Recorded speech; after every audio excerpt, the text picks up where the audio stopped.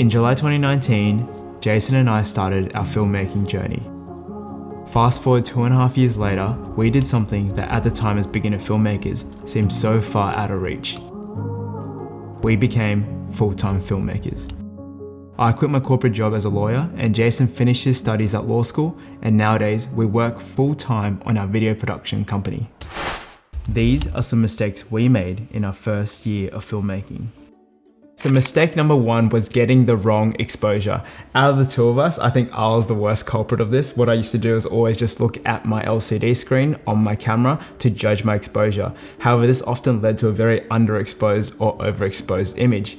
So when I brought that footage into the editing room and I tried to adjust my exposure, do my color grading, it often didn't look as good as I'd hoped. And that's because when you underexpose or overexpose your image, you're either losing details in either the highlights if you're overexposing or the shadows if you're underexposing. And so it's very hard then to bring it into post and try to recover those details back. So eventually, after getting told off by this guy multiple times for judging the exposure through using my eyes, I then started using the histogram or the waveform in my camera. So if most of the information in your histogram is over to the right, it means that you're overexposing your image. And if most of the information is on the left, you're underexposing. What you want to do is have most of your information in the middle of your histogram. Moving on to our second mistake, which is poor lighting. Lighting is probably the most important aspect when it comes to creating a cinematic image. And this was something we failed to grasp as beginner filmmakers. In May 2020, we bought a Sony a7 III. It had amazing low light performance and you could really bump up the ISO to get a decent image. But as a result of that, what ended up happening was we often neglected lighting for a lot of our shoots. Instead of taking the time to set up a proper lighting setup, such as even a key light at a minimum, what we would do is take the lazy, quicker method and just bump up our ISO. So it wasn't until we started taking our lighting seriously that our footage drastically started improving and started resembling what we would refer to it as cinematic footage. Remember, great lighting can make any camera look good. Here's an example of how an image can change just by placing more emphasis on the lighting. Now, as a beginner filmmaker, I know the struggles of not having enough money to invest in lighting equipment. You have all these other things that you have to buy. If that's the case, you can still use natural light to light up your scenes. Rather than placing a subject in the middle of a dark room, maybe move them closer to the window and use the natural light coming through the window to light up your scene. It'll make your image look so much better. So number 3 is not color grading our footage correctly. I remember when we first started out, we did a free shoot for the gym. And when shooting this gym, we used a flatter color profile. Except the only issue is that I neglected to color grade the footage. So when the gym asked us to do a second video, we actually color graded the footage this time, and as you can see, it looks way better. I know it's usually one of the last steps of the editing process and you probably just want to be done with the video, but trust me, a little bit of color grading can go a long way in improving your video quality. So number 4 is forgetting our camera basics on shoots. When Jono and I first started out, we used to get overwhelmed with everything that's going on a shoot day. You have to talk to clients, you have to balance your gimbal, you have to organize the models, you have to keep the set clean, and most importantly, you gotta capture that specific moment as well. So as you can see, there's a lot of things going on in a shoot. When all of these things are all happening at once, we often forget our camera settings, especially when it comes to changing our frame rates. I still remember when we did our first real estate video. So we wanted to film the real estate video in slow motion as it makes the video look really smooth and clean. But the thing is, we were so overwhelmed that we forgot to change our frame rate. So our frame rate was actually at 25 frames per second instead of 60 frames per second, which is ideal for slow motion. So we filmed it and we put it back in our computer, and we discovered that when we slow the footage down, it actually looked so choppy. So moving on to our next mistake, number 5 is neglecting story. This is definitely one of the biggest things I struggle with. I'm always worried about exposure or color grading, and I always neglect the story component. And this is a part which Jono is really good at, and this is what makes us a really good team.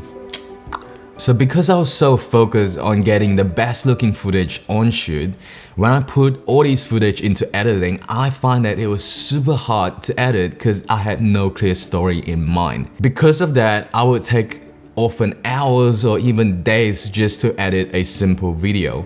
2 days later. Having a clear story in your head when shooting will significantly reduce your editing time. So one thing to remember, if you want to become a successful filmmaker, your videos need to tell a story and serve a purpose. So how do you want your audience to feel when they watch your video? Number 6 is bad audio. When it comes to storytelling through video, I would go far as to say that audio is oftentimes just as important, if not more important, than the actual footage itself. People will forgive mediocre footage if it's paired with good audio that helps them connect to the story.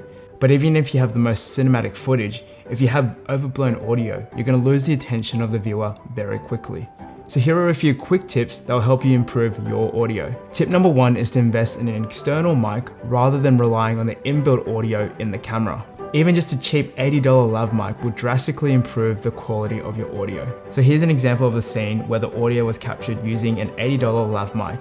Today we filmed a documentary of a boxer who's having his fight next Thursday. And here's the exact same scene using the inbuilt audio from the camera. Today we filmed a documentary of a boxer who's having his fight next Thursday. Tip number 2 is no matter what mic you use, make sure your subject is not too far away from the mic. For example, let's compare these two clips. The first one was shot when we first started out as beginners. We used a on-camera mic, which we placed about 2 meters away from myself. Today we're making okonomiyaki, which is kind of like a Japanese style pancake made with 3 components to it. The second one was shot with a wireless mic, which we clipped onto my good-looking apron. We upload simple recipes and cooking techniques to help you guys get more confident in the kitchen. You can see what a big difference it makes having the mic as close to the subject as possible. The last tip is to always make sure that your audio is recording between the levels of -6 to -12 decibels. Now, if you're finding this video valuable so far, make sure you give this video a like, comment down below what was the biggest mistake you made as a beginner filmmaker. It'll be super quick and it really helps boost our engagement so we can push this content out to more beginner filmmakers just like you. Mistake number 7 was not doing any pre-production planning before our shoots. When we first started, we would literally just organize a specific time for the shoot, rock up on the day and just try figure out what to do. We would be confused as to what to do, and so the client had no idea what was going on. It's a lot of awkwardness at the start of the shoot that can be avoided with some proper pre-production planning. So for your next shoot, here are some steps that you can take so that you can do some proper pre-production. Step 1, create a storyboard of how your video will flow from start to finish. Step 2, do some location scouting if possible, so you know how to light your scenes. Step 3, plan out a specific shot list based on your storyboard. And step 4, prepare a shoot schedule based on the shot list that you prepared in step 3. And step 5, communicate your vision and schedule to everyone involved prior to the shoot so that everyone is on the same page. Putting in that little effort before your shoot will go a long way in improving your videos and making sure that your shoots run smoothly. Mistake number 8 was filming everything in slow motion at either 60 frames per second or 120 frames per second. We used to think that incorporating a lot of slow motion footage would make our videos look cinematic. However, movies are actually shot in 24 frames per second, which is normal speed and what our eyes are used to seeing. Our videos used to be packed with slow motion footage, which often made our videos very one-dimensional and frankly, a little bit boring. Don't get me wrong, the slow motion footage looked good, but it just didn't tell a story or convey any sort of emotion. Once we started shooting mostly in 24 frames per second and incorporating slow motion footage to convey a story, we saw a drastic improvement in our videos. So number 9 is always buying the cheapest gear available. Like many beginner filmmakers, when Jono and I first started out, we didn't have much money.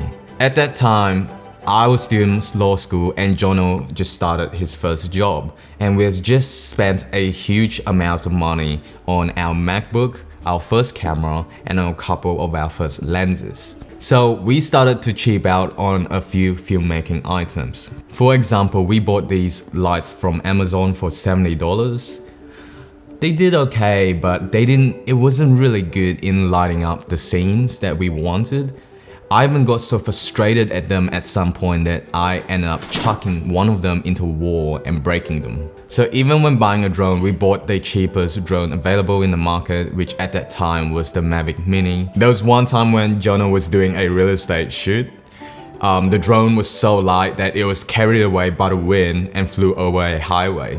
So this is what ended up happening to us when we chipped out on our filmmaking equipment.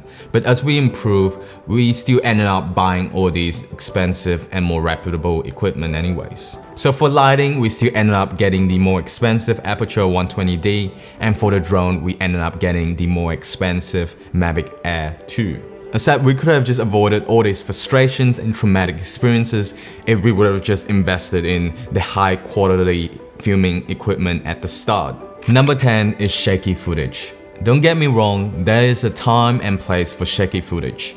For example, in war movies, they tend to use a lot of shaky footage in their action scenes to convey the emotion of disorientation and chaos. So when we first started filmmaking, this was not the shaky footage that I'm talking about. Ours was the ugly, jittery footage, and when we put these footage in editing, we went, WTF? How do we even edit this? No amount of warp stabilization can fix this footage. So if you're a beginner filmmaker and you haven't invested in a tripod, monopod, or even a gimbal, I would recommend practicing in order to get stable handheld footage. Keep the camera close to your body and try moving the camera according to the natural movements of your body. Anyways, thank you so much for watching. We hope that you gained some value learning from some of the mistakes that we made starting out as beginner filmmakers. But just always keep this in mind, the best way to learn is actually to make your own mistakes.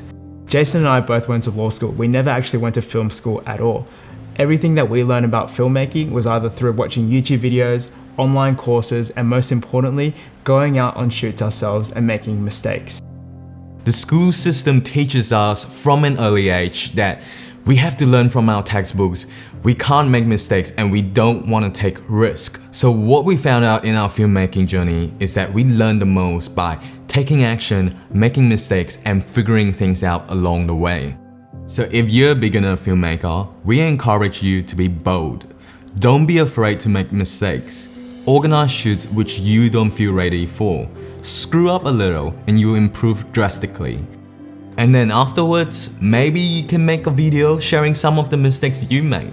Now, if you want to hear more about our journey of how Jason and I went from complete beginners 2 years ago to now running our own video production company full time, make sure you sign up for our email newsletter, link in the description box down below. In our newsletter, we share all aspects of our journey, specific steps, personal insights, struggles, you name it. We would love to have you in our community. If you ever have any questions or just want to reach out for a bit of a chat, you can email us at jonoandjason@gmail.com. Once again, thank you so much for watching. Be sure to also check out some of our other videos such as 6 ways to make money with videography in 2020. Link in the description box down below. Thank you so much again for watching, and we'll see you guys next time. Bye.